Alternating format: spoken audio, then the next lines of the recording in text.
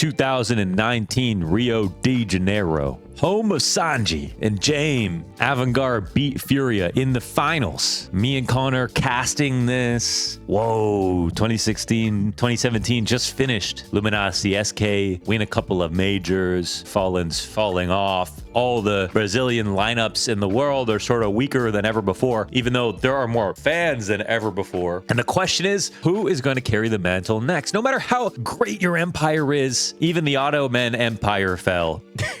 Ottoman, even the Roman Empire fell. Everything will come and go. Your peak will come and go. In Counter-Strike, eras are almost determined by what region you're from, how many years you have in that, and we haven't really seen an era since Astralis. You could say that eras are the most racist thing in Counter-Strike, and we need to bring that back. Okay? And this was the feeling that drove a lot of popularity for Furia back then. It was the fact that all of these Furia fans that were cultivated and galvanized largely by Fallen way back then to go out and support their team and to really make waves. It was just such a massive presence of the community online during those sort of middle years of CSGO was the Portuguese Brazilian fans that were really living it up. I mean, they were popping champagne every day. Like, there was good things happening. The scene was exploding. The wins were coming in. You had, Coldzera, who's one of the very few massive stars of this game's history. There's a huge wave of energy that comes out of this. And then Furia come in younger. I don't want to say cooler, but they were really cool back then. Look at Art. You know what I mean? Like, Art kind of comes in as this bohemian, free-thinking, weed-smoking, part-time painter, part-time partier type energy into the scene. As a Brazilian player, we haven't really seen that. On top of all of that, immediately the thing that grabs everyone's attention and the cultural significance of Furia comes from this man in the form of the W religion. Right? I read somewhere it only takes 6 people to make a religion legal, okay? And that was all 5 of the Furia members and Geary on Furia. They had everyone believing. Everybody was talking about this. There were so many clips that came from this time. The top of Reddit almost every single day that Furia played as they were climbing out of tier 2, getting second places at pretty big events. I mean, they got stomped out by Zywoo at this ECS, but that was in the grand finals. That was impressive. Then this Rio feat happens where they make it to the finals. I mean, look at some of these plays from Art. Looks so much more valuable now, right? Like, this team sticking together is such a strong unit as far as I'm concerned. It's also like an exciting rebuilding team for MIBR, to finally give us the team that we wanted. But look at Art, man. He's still in the attention right now, even with the Hughes news breaking. Art is just breaking down Team Liquid. He's still running, and he's in with a 4th. My goodness, Art. By the time they leave main, there's going to be a CT and Pop Dog. Oh, never mind. He's actually going to push him. A molly and a peek. He gets Gooster. He started his adventures at inner, and now he's fighting main. He goes for and another one. Go on, Art. And you see, these are the factors that have come together to make the rise of the Furia so fast and so furious. I didn't mean to say that. Shout out to everyone who showed up to Launders Land. I don't know what happened because it's this weekend, but I'm excited because Maui and Connor are coming on Friday. We're going to show them Toronto, and then we're going to show them the land. We're going to have such a great time and do some commentary, and it should be great. I don't know, maybe there'll be some footage in this video from it. I'm sure my heart will be full by the end of the weekend, but yes. BoxerMovement.club. Shout out to everyone who bought some Boxer merchandise at the land itself, and we're going to do many more of these. Actually, already planning the 3rd one, in fact. We already won a land, so...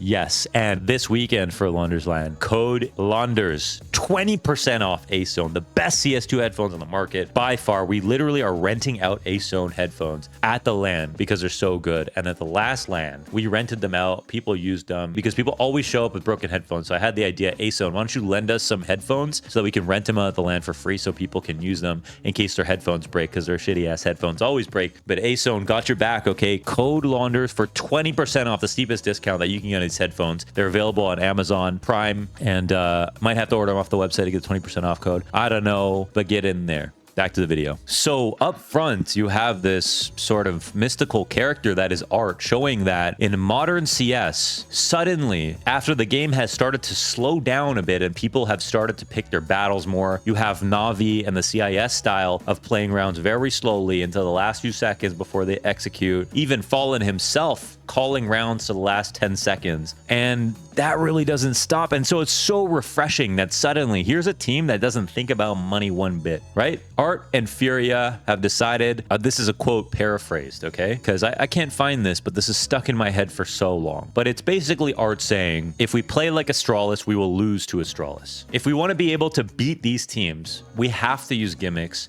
and we have to play an idiosyncratic style, right? They have to come in and not do things with perfect punish play, with perfect utility. They have to be aggressive and they have to be innovative. And the coolest part that goes underrated to most eyes when it comes to Furia is even to this day, every time a map has been introduced, Furia have found unique utility on the map that pro teams still use right now. You look at Vertigo, you have the Art Smoke that lands on short side. That is used in every T default round. You have the Furia Smoke on Inferno. That completely changed the way Banana was played at every single level. Every single team took it. And so you actually have a team not only are playing in this overtly aggressive to the point that, you know, it's basically all or nothing with Art, with the amount of kills, his kill to death ratio. But, you know, his opening kill attempts was so far beyond anybody else that there was no real way to find a sparring partner that was anything like Furia until Heroic came in many years later. And in my opinion, Art played a massive role in the player that KDM became. Now, he said himself that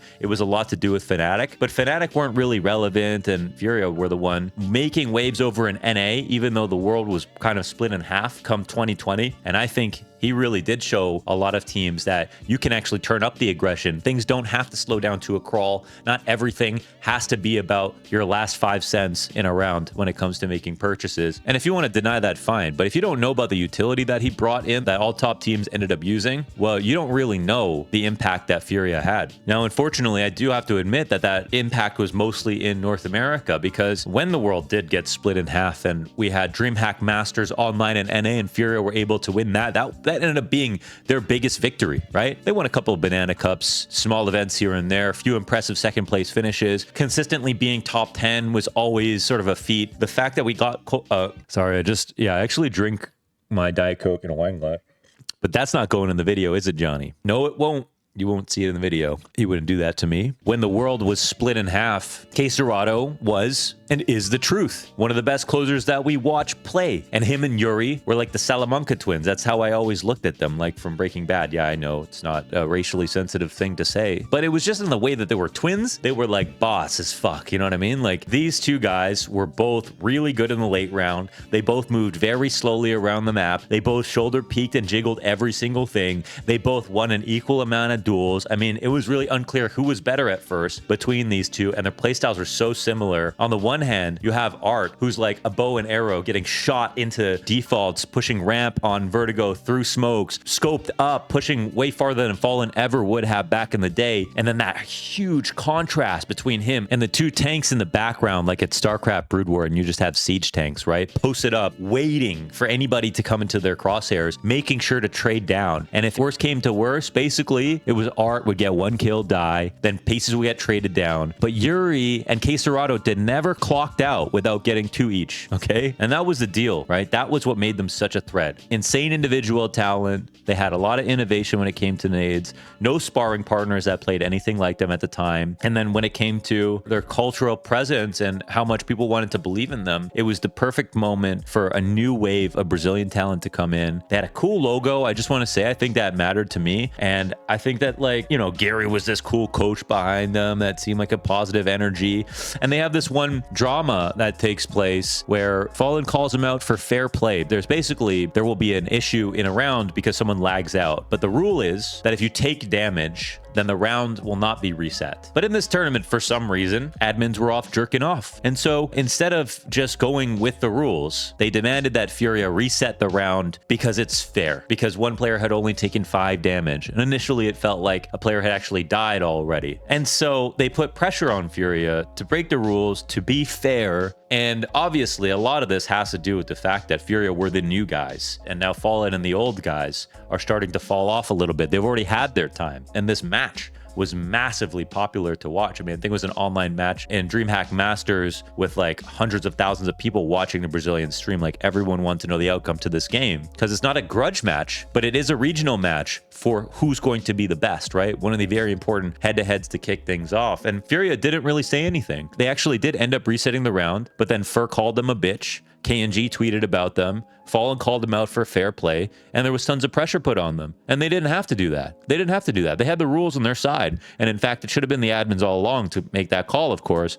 But that's how it happened back in the day. Admins were less sharp with it. People weren't aware of every single rule. And so there were sometimes disputes between players directly, coaches and players. I sent Art a message and I said, hey, I just want to say I appreciate how you carried yourself through all this. I know it's very hard with the Brazilian fan base being sort of very big and emphatic all the time. You know, I support you for what it's worth as a pundit in the scene. And, you know, he said, thank you. And from there on, I just felt like this is a really good presence to have for Brazil, to have Furia come in. Okay. So that's the rise. That's Furia getting up to a point where they have a good reputation. They're interesting. They're fun to watch. They're cool. Queserado's still showing that he's consistently going to be a top rifler in the world. They've got some good bones. And then they get Henny onto the team, and it's looking like roses right now, you know? Art maybe not strong enough to be an individual opera on this roster, but Henny, he decides that not only is he going to join Furia, but he's going to play nothing like he did before on Immortals. He's actually going to slow it way down. And this showed Henny's range in a way that I thought was amazing.